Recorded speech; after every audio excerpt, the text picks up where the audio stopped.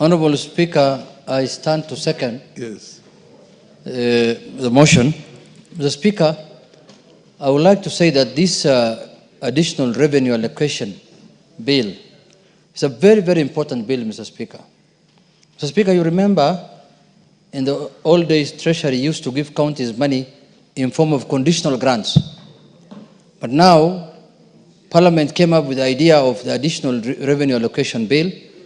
Mr. Speaker, this is in line with aspirations to enhance devolution in this country. There's a misconception that is going on in this country that National Assembly is anti-devolution. Mr. Speaker, there is no person with sane mind that can oppose devolution, because this is the only avenue that we have that takes billions of shillings to the counties and to the places where people live. Mr. Speaker, there are counties in this country today, out of the 47 counties, that will not have seen any money from national government in form of $1 billion if it was not for devolution. They never saw any money. They used to be in the budgeting system of the centralized system of governance, Mr. Speaker, and you're old enough, you know that. They used to be told, your money has been put in security to defend you people from enemies and other things, and they will never see any development money in their lives. Counties have revamped our livelihood, Mr. Speaker. I know there are a lot of shortcomings. People believe that there's a big problem in counties. There's corruption. There's malpractices. All that can be addressed separately without killing the idea of devolution, without killing the vision that the people, the framers of this constitution had in terms of making the livelihood of Kenyans better, Mr. Speaker. Many developed countries in the world, Mr. Speaker, Germany and all other countries that have developed because they implemented devolution. They devolved money from the center to where people live and where people, farm and where people stay, where people get health care, Mr. Speaker. There is no way, Mr. Speaker, a country will achieve meaningful development or change the livelihood of their people without implementing devolution. Up here, when devolution came, devolution was supposed to disperse both power and resources to the ground, Mr. Speaker. There's a debate now ongoing in the country whether enough resources have been devolved to the counties. There is debate now going on in the country whether enough functions have been devolved, Mr. Speaker. Whether some functions are still held at the national level. So we need to have a national discourse to agree as a country whether we have devolved enough functions and enough resources to the counties, Mr. Speaker. Mr. Speaker, there are many things that can be done at the county level. There are many things that can be done at the county level because, Mr. Speaker, that is where the rubber meets the road. That is where, if devolution can be implemented properly, in comparison to what's happening now, Mr. Speaker, I can assure you this country will not be the same. Mr. Speaker, there is a big debate going on in the country whether the last 10 years or the last 12 years, devolution has achieved what was intended to achieve. There is a big debate. And that is acceptable because people, even national government, there's a debate whether they're doing things the right thing, whether they're doing the wrong thing. Every day, people accuse them of this, SHA is not working, this is not working, and they continue improving. They continue doing their work. They continue saying that we are going to change this. That's also what devolution is supposed to do. Things that are not working, they should be able to work.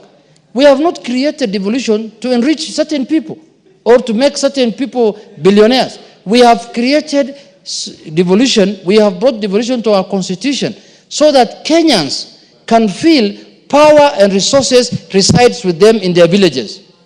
That you don't need to come to Nairobi to do anything. You must be able to do everything you intend to do, whether it is healthcare, whether it's education, whether it is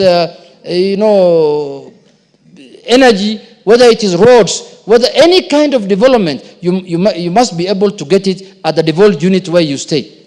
Mr. Speaker, this tag that's being peddled around that National Assembly is anti-devolution cannot stand the test of time. We must stand with devolution because our own people, our constituents, are part of counties.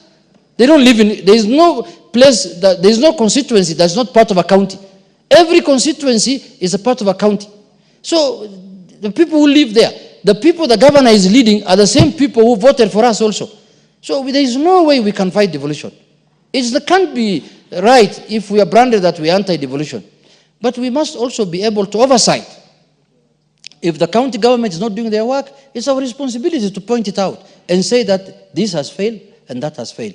But I think Kenyans must now go back to the drawing board and ask themselves, how do we improve and make devolution better for the good of all of us now? How do we devolve more functions? How do we devolve more resources? And put accountability measures in place.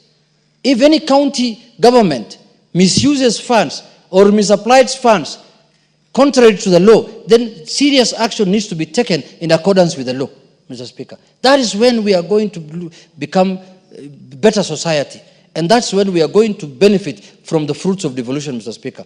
With those few remarks, I urge my colleagues, let us support this bill, let us support this motion, let us pass this additional revenue allocation bill. So majority, a lot of the monies contained in this bill, Mr. Speaker, are not from the exchequer.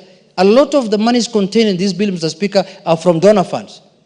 It's donor funds from the World Bank who want to improve our slums in our counties, who want to do roads for us in the small, roads there that are the counties. Majorly, it's a donor-funded programs which contain in this bill, Mr. Speaker. So if we oppose it, we'll be literally refusing counties to access donor funding, and which is not good for us. Why should we refuse if a donor fund wants to improve our healthcare in Migori or in Mutembei? Why should we refuse if a donor fund wants to improve our roads? That is not in our place to do it. So I urge my colleagues, let's pass this bill, and we will discuss devolution holistically, where it is, where it has come from, and how we want it to go. Thank you very much, Mr. Speaker. I second. Honorable members, I now propose a question that the county government's additional allocation bill, Senate Bill number 1 of 2025, be now read a second time. You're on a point of order. What's your point of order?